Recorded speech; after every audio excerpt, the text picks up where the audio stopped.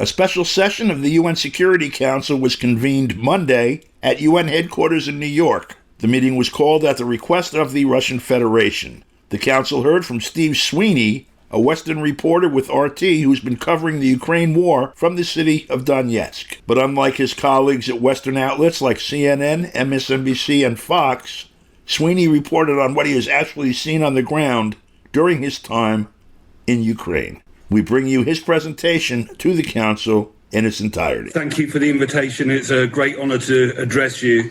I'm speaking to you here from the city of Donetsk, and in the background now I can hear the familiar sounds of artillery fire, the blasts from the heroic air defences that are working so hard to keep the people safe, the blasts from incoming, often Western-supplied missiles, alerts from the menace of drones that strike fear into the residents here. Now, we hear those sounds because of the failure of the Minsk agreements. Those accords should have been the framework that brought peace to the region, an end to aggression and the suffering of the civilian population. It was very hard to sell those accords to the people here. They had to be persuaded to stay within a federated Ukraine with more autonomy, with the rights to speak Russian, for many their mother tongue, with the right to practice their language, their cultures and their traditions without fear. But they accepted it. They believed the guarantees that were offered by France and Germany, along with the Kiev government. But time has proved that they were wrong to do so. We now know that France and Germany had no intention of abiding by Minsk I or Minsk II. We heard this from the horses' mouths themselves. But the failure of Minsk is also your failure. Nations not united, and a council that provides no security. This is how the people on the ground see you when I spoke to them, on which I'll expand later. As we know, before February 2022, there was a road to peace and a road to war. But unfortunately, many of the most powerful nations on the planet chose the latter. They brought war to some of the world's poorest people, and in the most brutal way imaginable. Now, the conflict didn't start in 2022 for the people of Donbass. It started back in 2014, when the Ukrainian government launched airstrikes on its own people in Lugansk, when neo-Nazi militias patrolled and controlled the streets, killing at will and with impunity. The failure of Minsk has real-life consequences, with homes, hospitals and infrastructure destroyed, as thousands lie dead as a result. And all of those deaths could have been avoided. But behind those statistics lie families, people who are loved, people with names like Lyudmila, Natasha, Victoria and Irina, killed in a terror attack in the Kievsky district of Donetsk just a few weeks ago. Ukrainian forces fired weapons, Western-supplied weapons, into a busy marketplace. 27 people were massacred. Old men and old women selling homemade items at the side of the road. Women baking bread. The first thing I saw when I arrived on the scene was a babushka sliced in half, her legs nowhere to be seen. Next to her, an elderly man lay with blood streaming from his head, staining the snow red. I heard the screams as relatives found their loved ones. Walking through the scene, I found a hand here, a foot there, a leg, a face torn off. The stench of death and a community in shock. And these people could have been your grandmothers, your mothers, your fathers, sons or daughters, killed on a Sunday morning, on a bright, clear day, the perfect sky for bombing. Now, of course, I expect the usual platitudes, that Russia is responsible for the killing, that it is the aggressor. Stock answers, superficial, and an insult to the memory of the dead, and an insult to those living under the constant shelling of Western-supplied weapons. Now, the dead don't have a voice, but the living do. And they are not afraid of Vladimir Putin. They're not afraid of Russia, who they see as protecting them from a potential genocide, the same that you're failing to stop in Gaza. They are afraid of you, of the member states sitting around this table, who, instead of talking about peace, about security, about an end to conflict, agree more money and more arms to Ukraine to rain down on their communities. And Ukraine constantly appeals to the West, saying it has no ammunition to fight with, that it needs weapons, aircraft, money, and military support. Yet despite this, there seems to be a never-ending supply when it comes to attacks on civilians. Schrödinger's ammunition, if you like. Now, we used to speak about indiscriminate firing into residential areas, but in the space of a few weeks, we saw 27 people killed in a marketplace, 28 people killed in a bakery in Lysychansk, 3 people killed outside a busy supermarket next to the busiest thoroughfare in Donetsk, the scene of which me and my team came under fire from.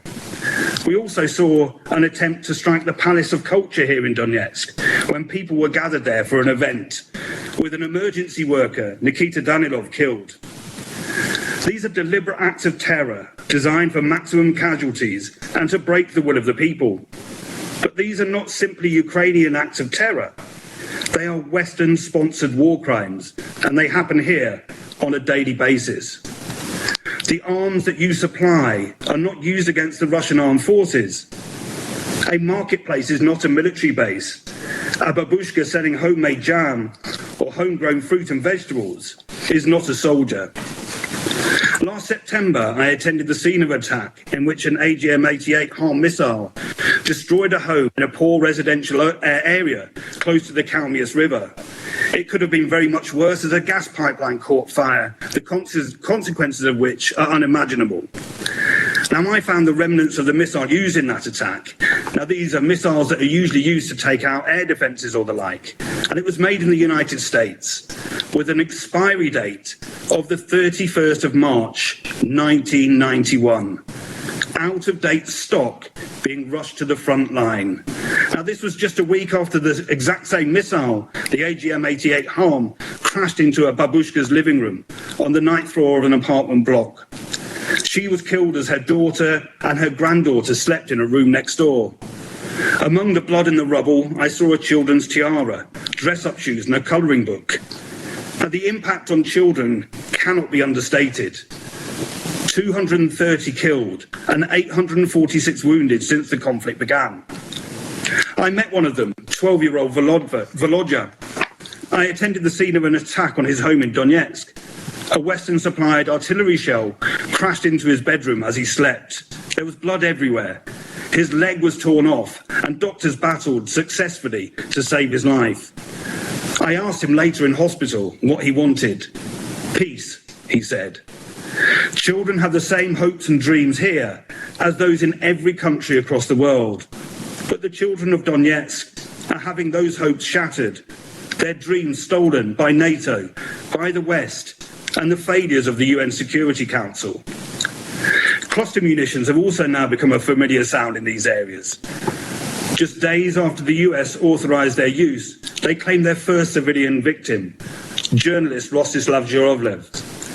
He was killed as his car was struck, ironically, as he was part of a group of journalists that had been reporting on the use of cluster munitions on civilian areas in Zaporozhye.